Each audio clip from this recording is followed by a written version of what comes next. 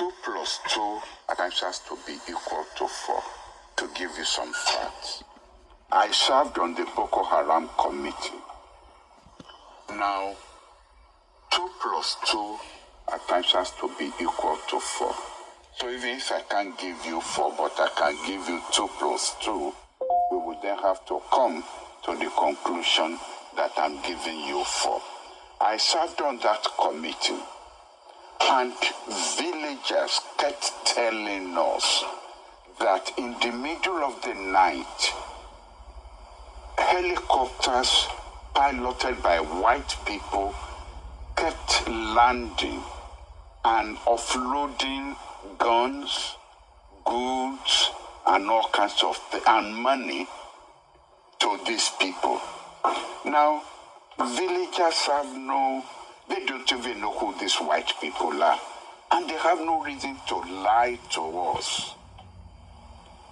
Now, we made a mistake. When I said some of us on the Boko Haram committee made a mistake, we thought it was the French that were doing this. Now we have an American congressman said, no, it was the Americans who were doing this.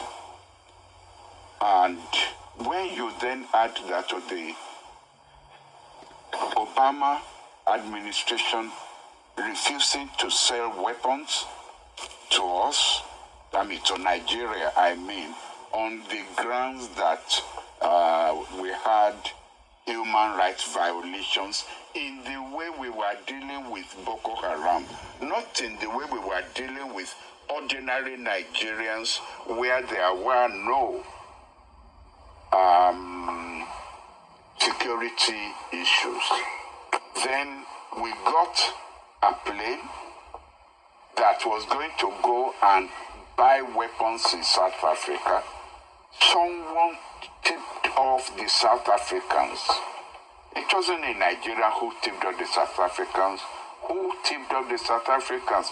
You have to come to a conclusion that it has to be a power that had access to information and that was able to do that.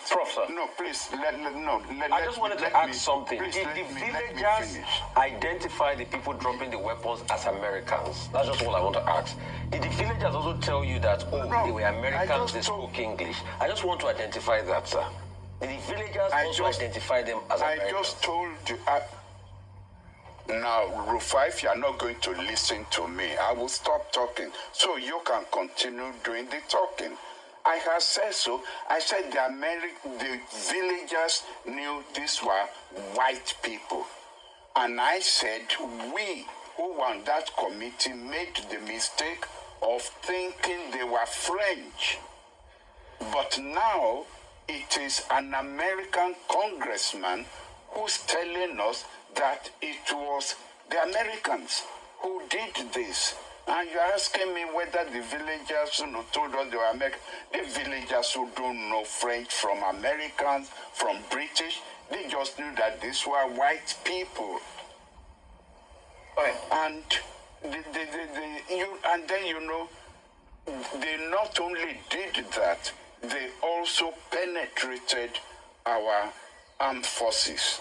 Because behind the scene, our boys will tell us that there were times when they will have Boko Haram people in the sight of their guns, and they will now ask their headquarters for permission to open fire, only for their superior officers to tell them to pull back and not open fire.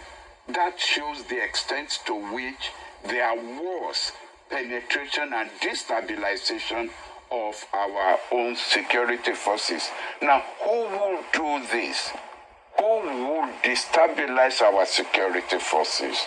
There were Nigerians also who were involved. And this is where I'm going to be careful.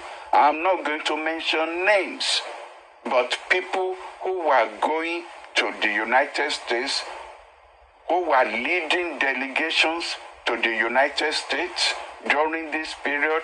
Our ambassador there, unfortunately, is dead now, but he wrote reports about the activities of these Nigerians, some of them governors, who were involved with the State Department and who were also involved with the White House and what they were doing. Now, who were the people who organized trips for Hillary Clinton and Kerry? Who will